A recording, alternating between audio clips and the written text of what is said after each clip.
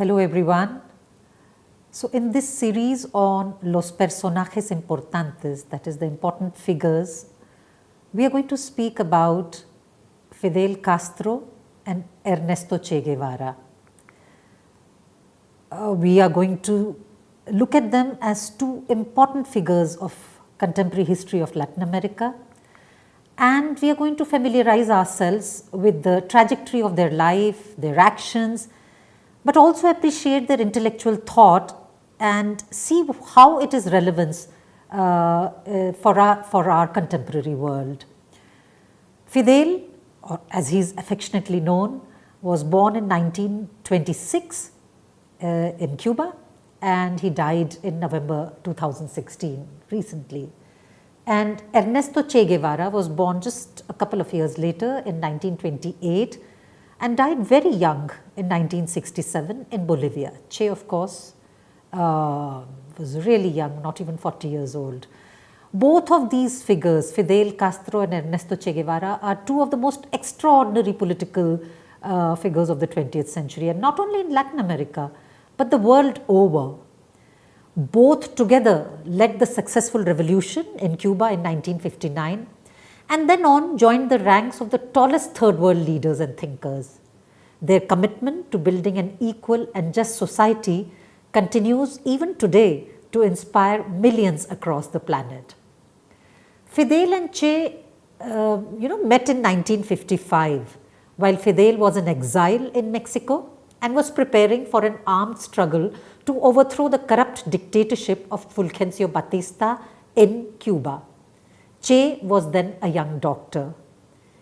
In the video on the Cuban Revolution, we have talked a bit about the expedition which Fidel and Che, took together when they met in 1955, preparing for this armed struggle against the dictatorship in Cuba. Che, as I was saying, was not really from Cuba, he was from Argentina, and he joined Fidel and his brother Raul on this boat called Granma as a part of those 82 Cuban rebels who arrived in Cuba a year later and waged a 3-year armed struggle, brought down the Batista dictatorship and built the first socialist country in the Western Hemisphere. Both these leaders embody an outstanding combination of action and ideas, and their political and intellectual thought, which is deeply humanistic and universal, is of immense relevance in the search for a better world. Fidel and Che, as I was telling you, are from different countries. Fidel is from Cuba, Ernesto Guevara is from Argentina, but their legendary friendship was born precisely out of these shared ideals. Che, he left us when he was very young. It was on October 9, 1967, that he was assassinated in the mountains of Bolivia by the Bolivian army in collusion with the CIA. After the Cuban Revolution, he had decided to go to other Latin American countries to continue the struggle for his ideals. Fidel passed away in 2016, surviving more than 600 assassination attempts, and the mortal remains of both these leaders, who were joined with shared ideals and shared friendship, both of them are buried in Santa Clara in the island of Cuba. In order to understand their ideas, I think it's important to look at their formative years. Fidel, for example, he was born in, as I was telling you, in Cuba in 1926 in a relatively well-off family. And in an interview that he gave to the French journalist Ignacio Ramonet, he recalled that one of the first grains of sand in the origin and the development of his revolutionary thought was the example of a young man from Spain, from Galicia. This 16-year-old poor young man, Fidel recalls, was recruited by the Spanish army and sent to Cuba to the War of Independence, which, as you all know, began in 1895. And who was this young man? This young man was to be Fidel's father. Fidel speaks of his father as a man with great willpower who learned to read and write by himself. He was the son of poor peasants in Spain. And as a part of the Spanish army, he arrived in Cuba and became a man with a sound economic and privileged position within the Cuban society of those times. Fidel greatly admired his father for his spirit of leadership and spoke of him as an enterprising man who did not stop no matter how difficult the circumstances were. And clearly, this is the spirit that Fidel also inherited. We see it all through his life and in his action. Ever since his school days, Fidel was very interested in history and international events. Let me tell you an interesting anecdote. So Fidel, as a young schoolboy, he was learning English, and he had heard a lot about, good things about US President Franklin Roosevelt. And so he decided to write a letter to President Roosevelt, who it seems even replied to him. And in his next letter to Roosevelt, Fidel expressed the desire to fight as a volunteer in the front against fascism. This was in the 1940. So this exchange of correspondence with the US president in 1940 reflects that Fidel, at a tender age of 13 years, was already political conscious. He wanted to fight against fascism, in the world arena. After finishing school in Santiago de Cuba, Fidel started studying law at Havana University, beginning in 1945.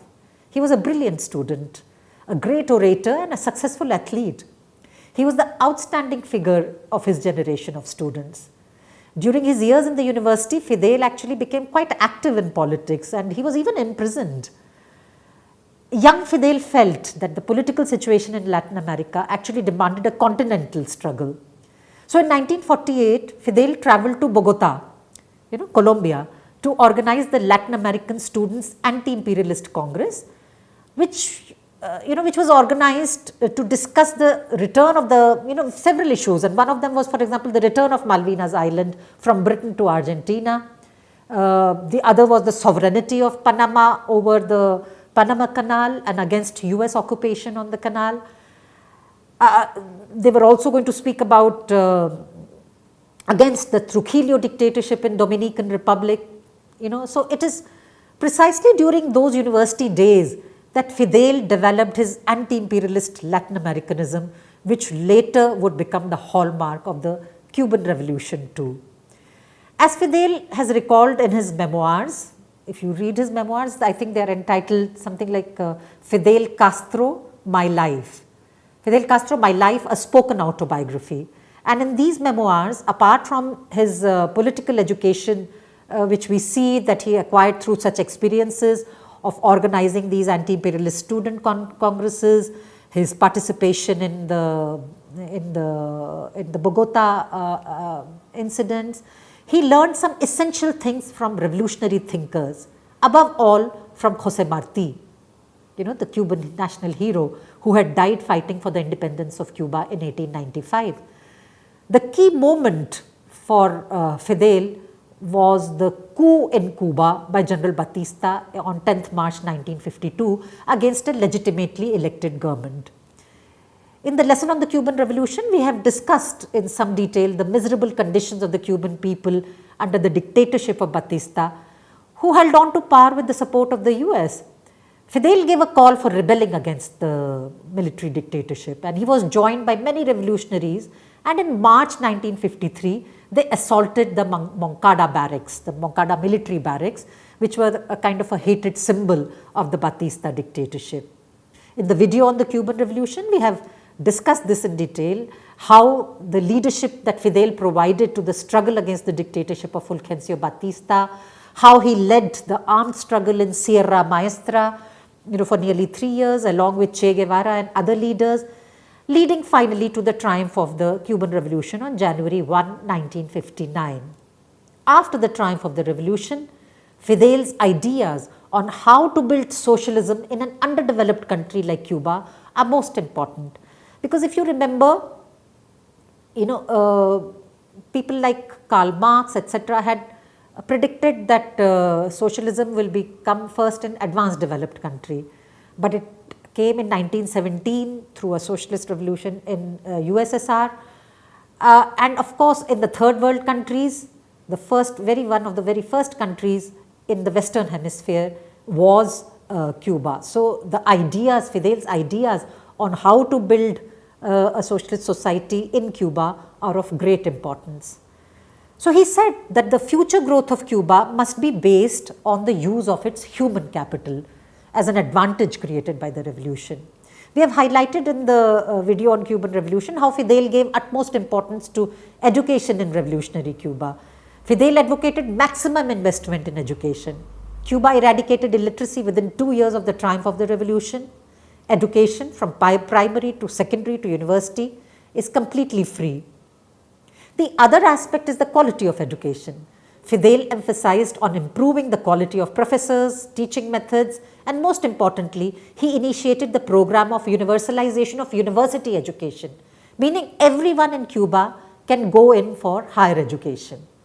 Now, this led to an exponential growth in highly trained specialists in all fields. So, Cuba has a well-trained array of doctors, scientists, technical personnel, especially in the field of biotechnology, molecular biology, genetics, pharmacology, all these fields. According to the UNDP, for example, in Cuba, the number of scientific researchers for every 10,000 inhabitants is 548, a figure which is much higher than the average for developing countries. And that is what Fidel meant by developing human capital. However, for him, human capital implied not only knowledge, but also and very essentially conscience, ethics, solidarity, feelings that are truly human, spirit of sacrifice, heroism, and the ability to do a lot with little.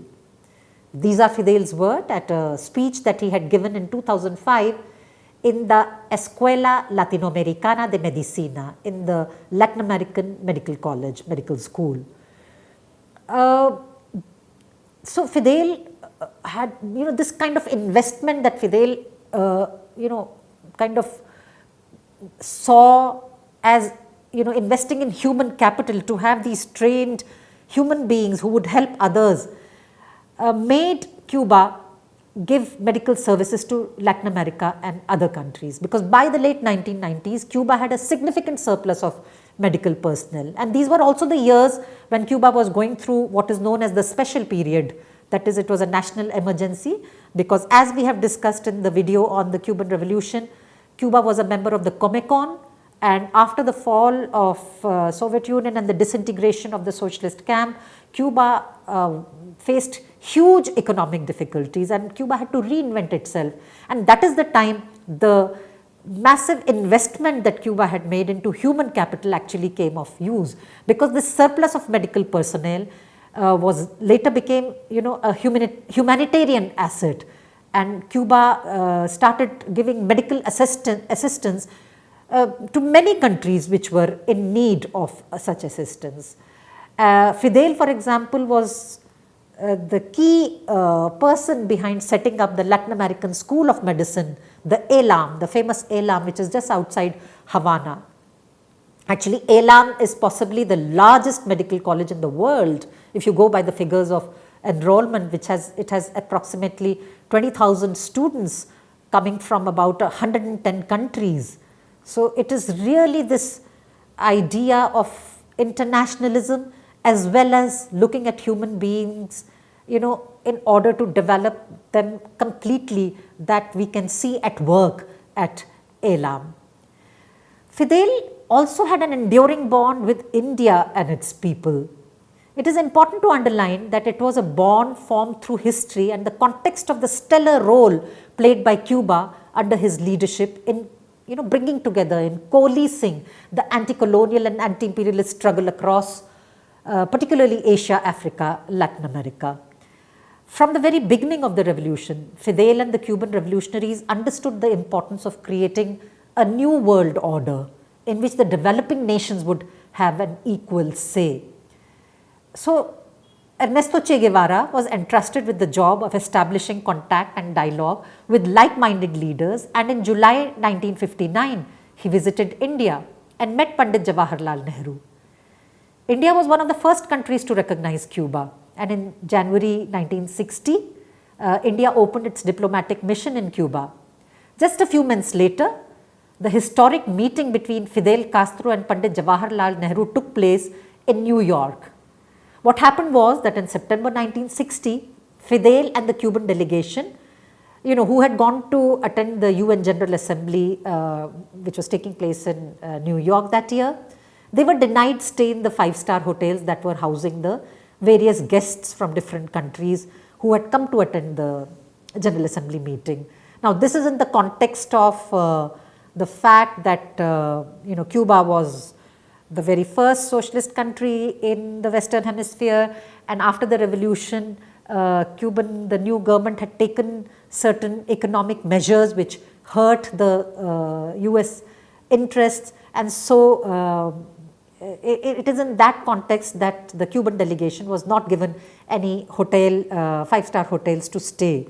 And so Fidel said that he communicated it to the UN General Secretary, and he said that he had no option but to put up a tent in front of the UN building. However, the owner of the black owner of Hotel Teresa in the Harlem area, he came forward and invited Fidel and other members of the Cuban delegation to come and stay in this hotel. Fidel accepted the kind offer and he stayed in that hotel. And several dignitaries came to visit him there. The first one to do so was Pandit Jawaharlal Nehru. Fidel later told the former External Affairs Minister of India, K. Natwar Singh Ji, and I quote his words, that the first person who came to see me was Prime Minister Nehru. I can never forget his magnificent gesture. I was 34 years of age, not widely known. I was tense. Nehru boosted my morale. My tension disappeared. End of the quote. This important meeting between Fidel Castro and Prime Minister Nehru later consolidated into a strong and enduring bond during the heydays of the non-aligned movement. Fidel Castro visited India in 1983 to hand over the chairpersonship of the non-aligned movement to India. On its part, Cuba was one of the first countries to extend open support to the right of India to be a permanent member of the Security Council, which was announced by Fidel Castro at the Earth Summit in June 1992. There are various aspects, various facets to the relationship between Fidel and India. But one more interesting thing which might be of interest to you is that the Indian Amateur Boxing Federation, the Sports Authority of India and the Army Sports Institute in Pune have benefited from the services of Cuban coaches for boxing, athletics, volleyball and diving on a regular basis. And this coaching by Cuban specialists has helped Indian boxers win medals in various competitions. And all this was possible because of the warmth that Fidel personally felt towards India, and the cooperation between the two countries, which touches several areas of importance for both the peoples of Cuba and of India. So such was the personality of Fidel. Of course, it's very difficult to condense it in just one video, but I think it's now time to move on to the other important figure that we are dealing with in this video, and that is Ernesto Che Guevara. Ernesto Guevara was born in Rosario in Argentina on June 14, 1928. And since he was very young, he started traveling across Latin American continent. And these journeys became fundamental to his political awakening. And like Fidel, he also started, kind of thinking that if any change had to be brought in the countries of Latin America, it would have to be at a continental level. In the notes that Che made about his first trip in 1950 through the north of Argentina, he mentions that he did not want to travel as tourists do. And that is why, when he was traveling these places, he used to go to hospitals and places like that. Later, between the end of December 1951 and July 1952, young Ernesto Guevara, who was still a student of medicine at the University of Buenos Aires, along with his friend Alberto Granado, they went on their bike and, they traveled through territories of Argentina, Chile, Peru, Colombia and Venezuela. It was in these journeys, it was on these motorcycle journeys that Ernesto Guevara discovered the misery and hunger to which the oppressed people of the Latin American continent were condemned. From the miners of Chile to the lepers of Peru, he met so many people. And he recorded his impressions on this road trip in his book titled The Motorcycle Diaries, Notes on a Latin American Journey, which many of you may know was made into a film by the Brazilian director Walter Salles in 2004 and became a very celebrated film. In the preface to this book by her father, Che's daughter Alaida Guevara writes, and I quote from this introduction, she says, "My father shows us a Latin America that few of us know about. His awareness grows that what poor people need is not so much his scientific knowledge as a doctor, as a physician, but rather his strength and persistence in trying to bring about the social change that would enable them to live with the dignity that had been taken away from them and trampled on from centuries." So after concluding this grand tour of Latin America on his bike, which by the way was called Rocinante, Ernesto Guevara returned to the Argentine capital to finish his studies. In July 1953, he decided to go to Guatemala as he wanted to personally witness the struggle for social transformation in Guatemala, where there was a progressive government and President Jacobo Arbenz had been popularly elected in 1951. But this government, which had actually undertaken several agrarian reforms to benefit nearly 500,000 Guatemalans, poor peasants basically, it was brought down by a CIA supported coup. And Che Guevara, he had to move to Mexico because, as a foreigner he could not stay back in Guatemala because he was a supporter of Jacobo Arbenz. And it is in Mexico that he met Fidel through a common friend. The first meeting between the two lasted several hours, and from that moment, Che became the part of a group of Cuban revolutionary who, later in this Granma boat went for the liberation of Cuba.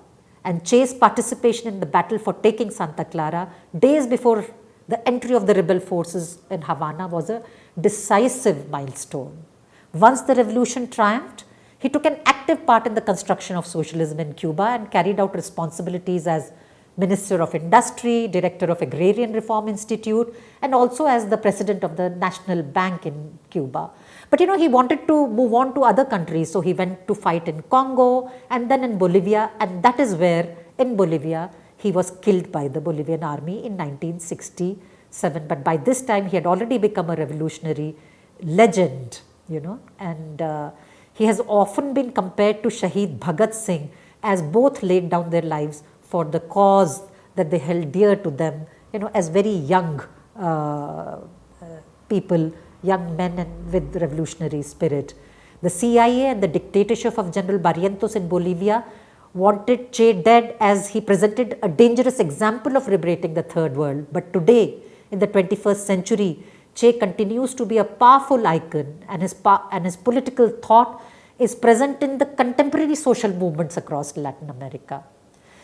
Che is often reduced to the image of a long-haired romantic hero, a Robin Hood, a nice idealist, always beautiful as though he's from another planet, and therefore, he cannot be used, he's not operative in everyday life. But Che was an organic individual, and his will to fight went hand in hand with his ideas. And he developed these ideas in several published works: the Bolivian Diary, Reminiscences of the Cuban Revolutionary War, Socialism and Man in Cuba. But even so, much of Che's writing is still not available to readers and researchers in India. Cuba set up a Che Guevara Study Center, and that is where much of this work is now being disseminated to the new generation. And there are a lot of photographic and documentary material which is available in this house, where Che actually lived from 1962 until his departure to Congo. In July 2013, in fact, on the basis of a proposal which was submitted jointly by Bolivia and Cuba, UNESCO has included Che's writing in its Memory of the World Register. This was created in 1997. This Memory of the World Register actually lists some of the most important and outstanding universal patrimony. So I will conclude by kind of telling you all that Fidel and Che were not only men of action, but they were also men of ideas, and it would be interesting for all of you to further look into their works.